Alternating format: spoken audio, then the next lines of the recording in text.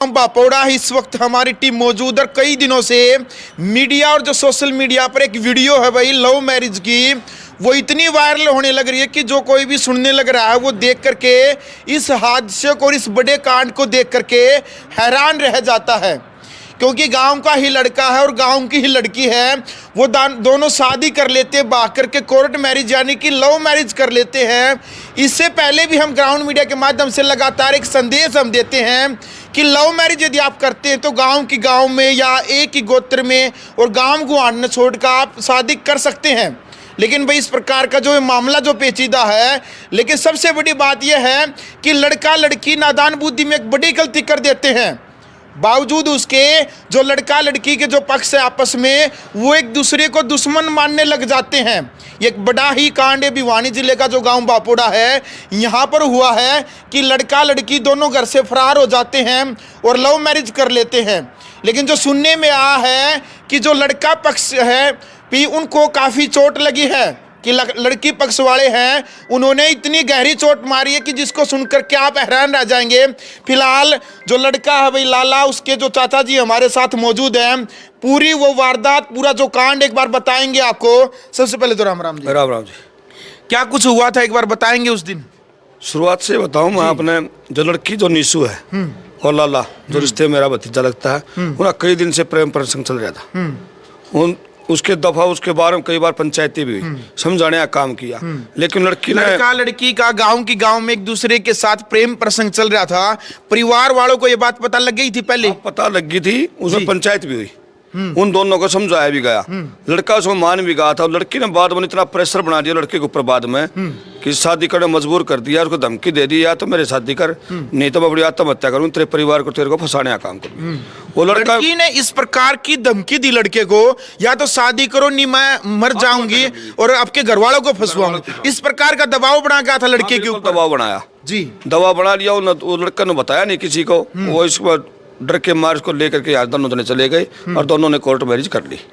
उसके बाद पंचायत हुई थी एक बार, फिर पंचायत हुई, फिर शादी के बाद पंचायत हुई थी। पंचायत हुई, उसमें दोनों पक्ष इकट्ठे हुए। उसमें जो लड़की पक्ष के थे दबंग आदमी, जो कुछ लोग नहीं आए इसमें, उसका बाप था और उसके भाई दो तीन और थे।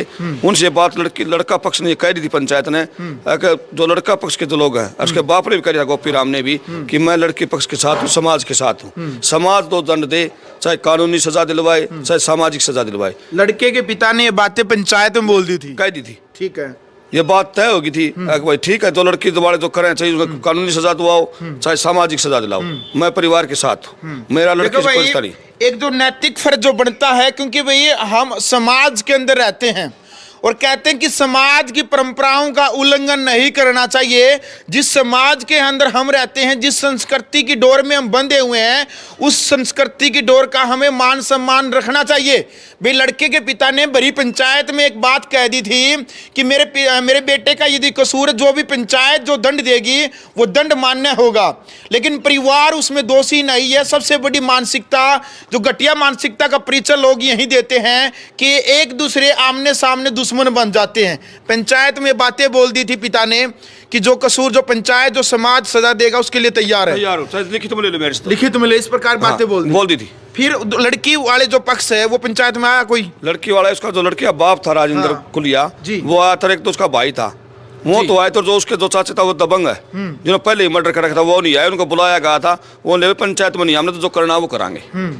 अच्छा, पहले भी उन्होंने क्राइम कर रखा, अपराधी किस्म के लोग हैं। अच्छा, पहले उन्होंने मर्डर किया वहाँ पर। वो बेल पा रहे थे। है जी, बेल पा रहे थे वो, जिन्होंने जो वारदात को अंजाम दिया वो बेल पे आए हुए थे। बेल पाए हुए थे। हाँ। उनकी 20-20 साल की सजा हो रही है और 5 साल के बाद उनकी वो बेल हो रही थी। वो तो अपराधी किस्म के आदमी है। अच्छा, पंचायत के बाद एक बार बताइएगा, पंचायत के बाद कैसे घटना हुई, फिर क्या क्या स्थिति बनी थी? पंचायत के ठीक 3 दिन के बाद उन्हें पूरा परिप्लान कराया। सारा परिवार 23 फरवरी को इकट्ठा हुआ। उनके रिश्तेदार थे दिल्ली से, भिवानी से, दनाना से, वो आए। उन्हें ठीक रात्रि को 11:30 बजे इस घर पर आपने देखा, ये घर, इस पर दरवाजा तोड़ के अंदर घुसे 13-14 लोग, और बाकी उन्हें गली जहाँ से आप आए दोनों गली रोक ली। सभी के हाथों में हथियार थे, तलवार, फरसी, कुहाड़ी, छुरियां लिए हुए थे। देख लो भाई, एक बार मैं दिखाना चाहूंगा, ये सामने से ये बीड़ी गली आप देख सकते हैं, 23 फरवरी जिस टाइम पर रात के 11 बजे एक बड़ा हत्याकांड मामला यहाँ पर है, भिवानी जिले का जो गांव बापोड़ा है, यहाँ पर एक बड़ा हत्याकांड हो जाता है। उस तरफ से भी जो ये बीड़ी गली देख सकते हैं, दोनों तरफ से परिवार कह रहा है कि दोनों तरफ से गली के रास्ते रोक दिए जाते हैं उन लोगों के द्वारा।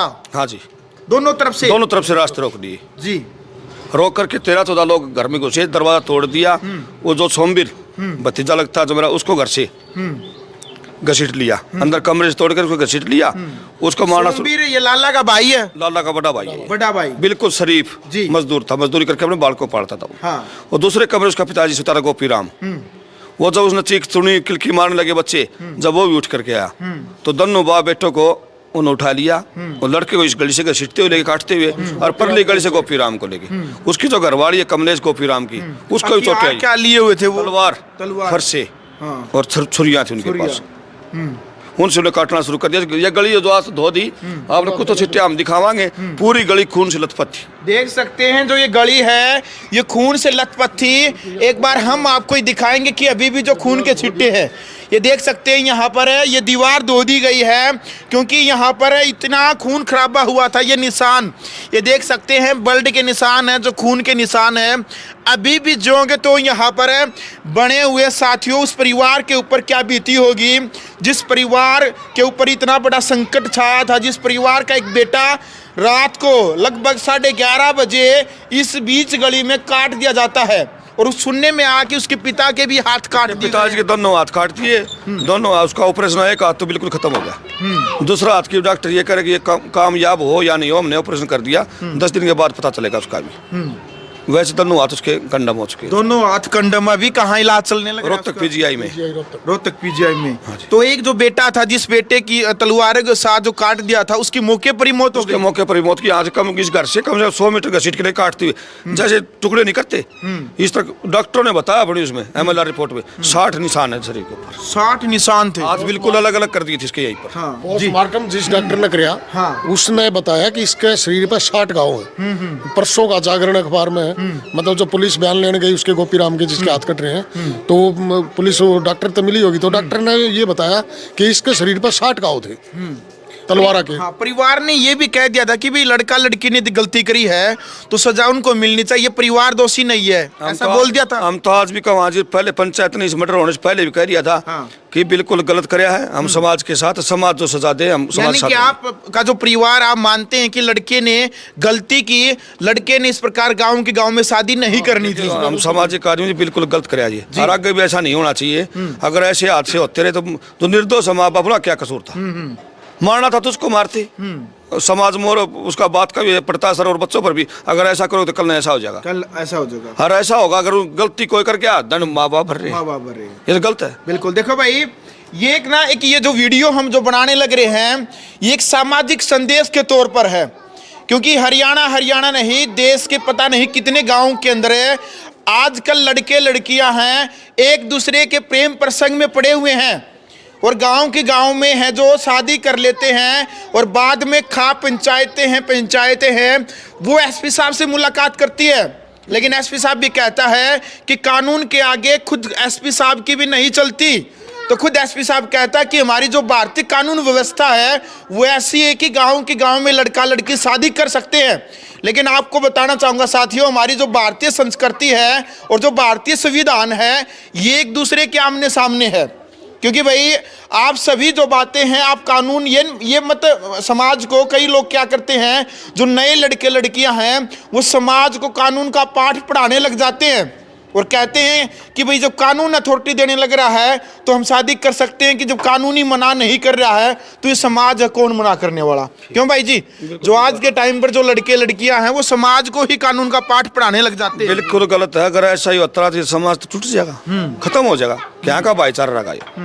जब गाँव में पड़ोस में लड़के पड़ोस में ही है, अगर उन आपस में शादी क्या रिश्ता रह गया वो?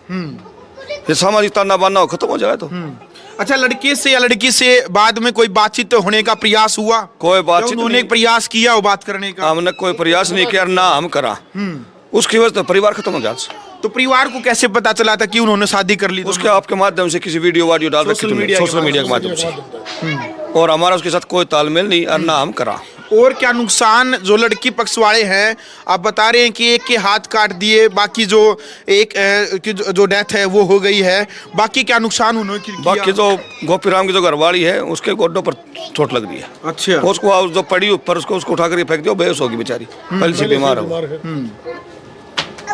उनकी मनसा तो ये करके आए थे जितने भी परिवार में हो गए सभी को खत्म करना, सभी को खत्म करना। वो तो मौके पर दो ही थे, अगर और उसका भाई दो भिवानी रहता, अगर वो भी होता तो उसको भी मारते हो।